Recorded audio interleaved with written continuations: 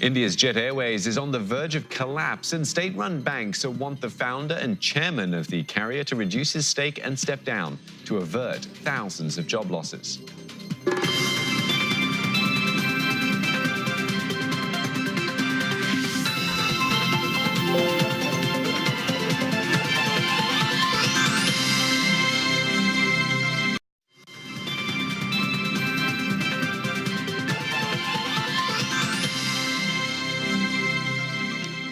The crisis affecting India's cash-strapped Jet Airways continues to gain pace. A group of state-run banks are now pushing the airline founder and chairman Naresh Goyal to step down.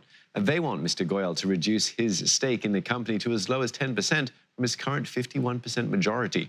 Jet Airways is more than $1 billion in debt and is struggling to stay afloat. It's delayed payments to banks and suppliers and lessors as well, some of whom have started cancelling lease agreements with Jet. Employees' salaries have also faced a delay in being paid. The Indian government wants the state banks to step in to save the embattled carrier.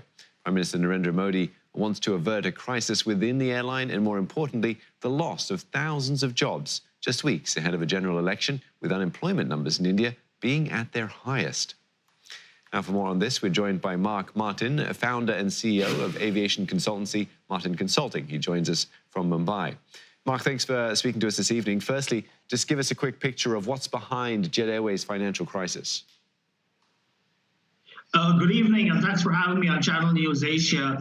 Well, the jet crisis, if you really look at it, started about 10 years ago when they acquired another airline called Sahara. And history recalls they were the first airline to approach the government for a bailout package in 2011. So this financial crisis has a history, and that's been over the last 12 years. It's clearly been on account of them trying to cover up their losses by selling out equity. The sale to Etihad in 2013-14 was actually a distressed sale. So clearly this is not something which has happened overnight or the last year. It's been going on for at least 10 to 12 years now.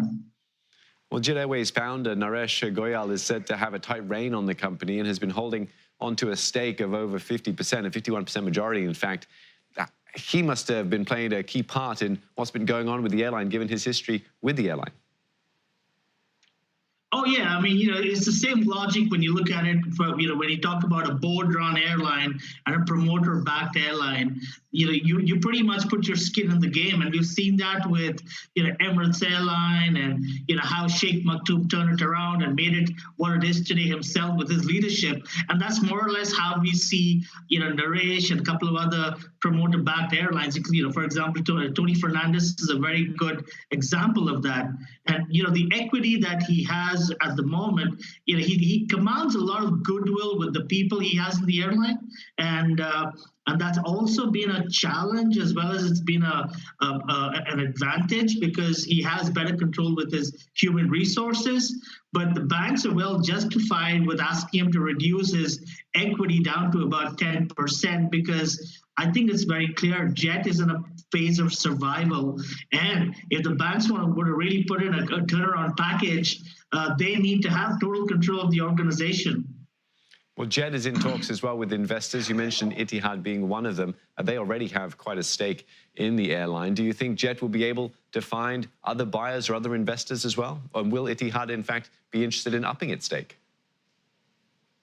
Well, I mean, let's face it, 9 months ago, the Tatas had come out with an open offer to acquire Jet Airways in the market. So Naresh had options, and some very good options on the table about 9 or 10 months ago. And where we are now is he's pretty much painted himself into a corner with debt liabilities and lessors taking back his aircraft fleet. So it's anyone's guess, and I think it's very clear. Etihad has made it absolutely crystal clear that they're not going to be investing any more money in Jet Airways. So the recovery strategy now pretty much boils down to the banks, and they're going to have to come up with some deal with the lessors to at least get the fleet back, and so that they can fly the aircraft again, or the entire network again, and start a revenue generation service. And just one last quick question for you, Mark. This sort of happens sort of in the backdrop of the upcoming elections coming up